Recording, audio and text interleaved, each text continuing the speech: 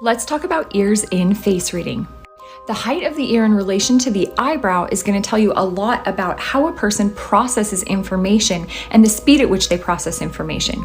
If we look at Zac Efron's ears and Tom Cruise's ears, we can see that they're very high in relation to the eyebrow.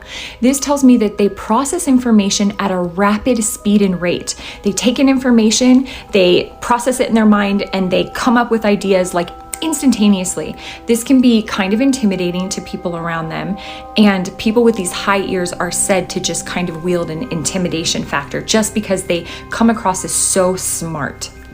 Now, if we look at beautiful Selena Gomez, if we look at her ear is a little lower. Mine's a little lower too. And when your ear's a little lower, doesn't mean that you're less intelligent. It means that you process information slowly, methodically. You take it in, you want to think about it before you make a decision. People with ears that are lower tend to not like being rushed when they are making a decision because they just really need that time to process information.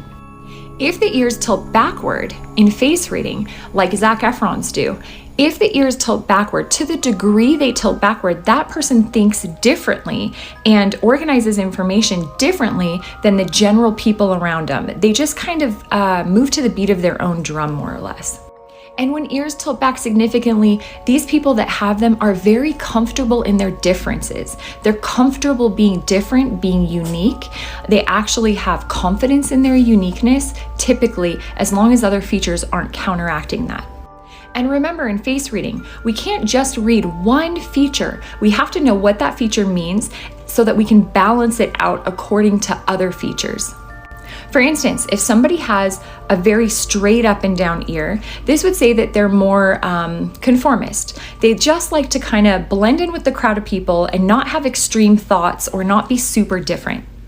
But if that same person had eyebrows that were close together, this would tell me that they didn't really like authority. They weren't a fan of authority, which would let me know that they were a nonconformist in a certain way. And so I would have to balance that against a feature that said that they were. So in face reading, we have to learn all the features of the face and then how they interplay and relate to each other before we can get a real holistic view of a person's personality.